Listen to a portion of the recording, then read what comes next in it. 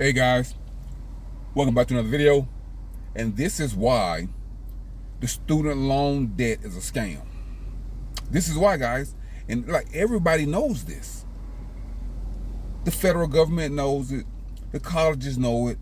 Everybody knows it. Some students know it. But a lot of parents and a lot of high schools, counselors, and everybody's pushing student loan, go to college. Everybody's pushing that. They are totally ignorant to the scam and the fraud that goes on with servicing student loans. It's a scam. And one scam company has just got caught. This is just one of thousands of scam companies, guys. Like, you got to realize, like, America is a corporation. Everything in this country is for sale and resale, and then they'll steal it from you and sell it again. Everything is for sale. Your mind is for sale. Your body is for sale. Your soul is for sale. Your organs are for sale. Your children are for sale. Everything is for sale, guys.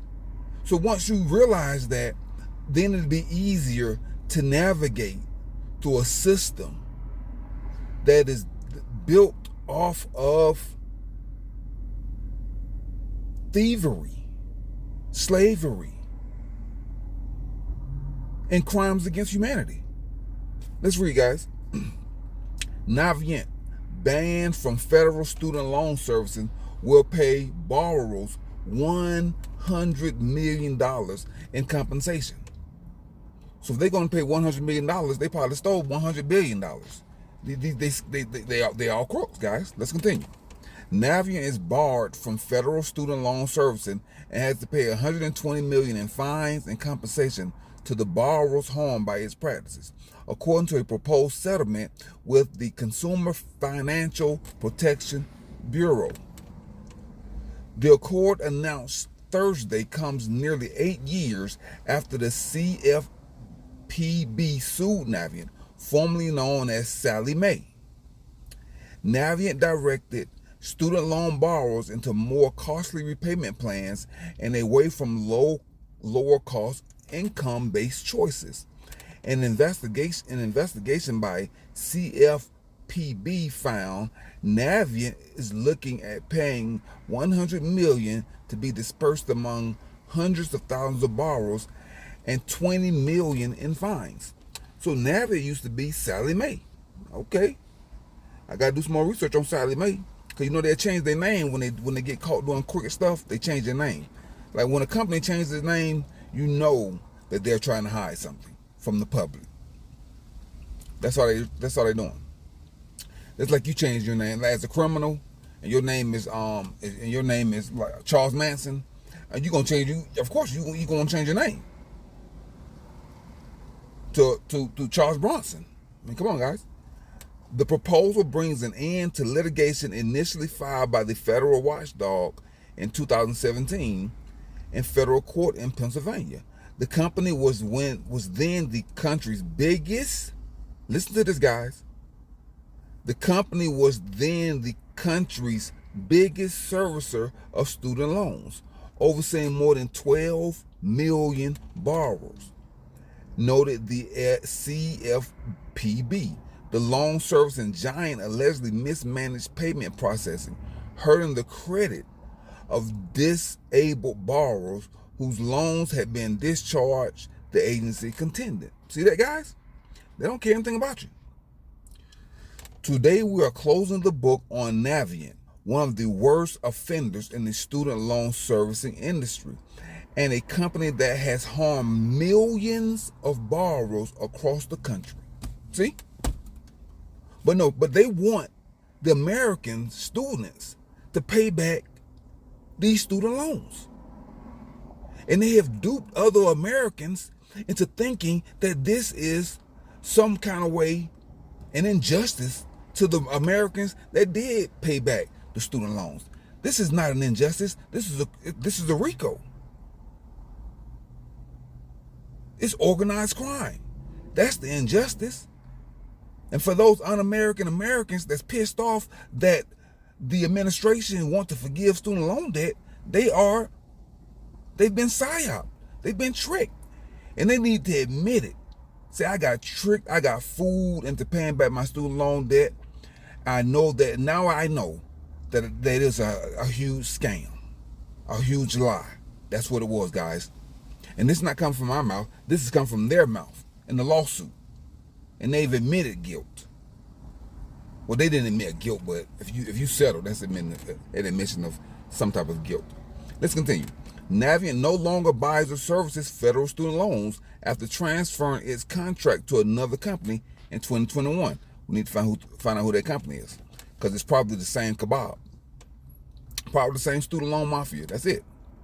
While we do not agree with CFB's allegations, this resolution is consistent with our go-forward activities and is an important positive milestone in our transformation. Oh, Lord. Thursday, in a statement, it agreed earlier this year to outsource student loan servicing of certain legacy portfolios. See, guys, this is a business. This is a business. This is how they squeeze the life out of society. See, student loan and going to college is not about higher learning for probably 80% of the college students. Maybe the 20% is really beneficial. But for 80%, this is not about higher learning. This is a profit-driven scheme to burden you with tens of thousands, some people got hundreds of thousands worth of debt. It doesn't matter what kind of debt. It's just debt. It's debt. And it's going to go on your credit. Let's continue, guys. Anything else here? Consumers do not need to do anything to obtain redress and should be aware of scammers that may try to use CFBP employees. See, scammers, they're everywhere. They may try to use CFBP employees' names and imagery to try to steal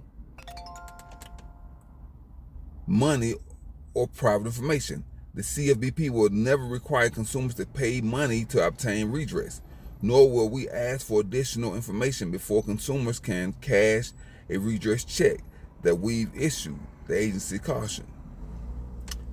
The settlement is not a first for the company. In 2022, it reached a $1.8 billion record.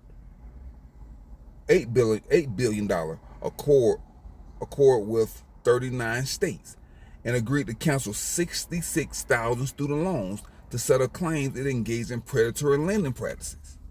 See, guys, this is not the first time. They've already settled $1.8 billion, and they continue to do the same thing. So it's not going to stop. Yep, there you go, guys. So that's all I wanted to say about that, guys, just to show you, like, the country, this whole system is built off prostitution, pimps and prostitutes. That's it. That's it.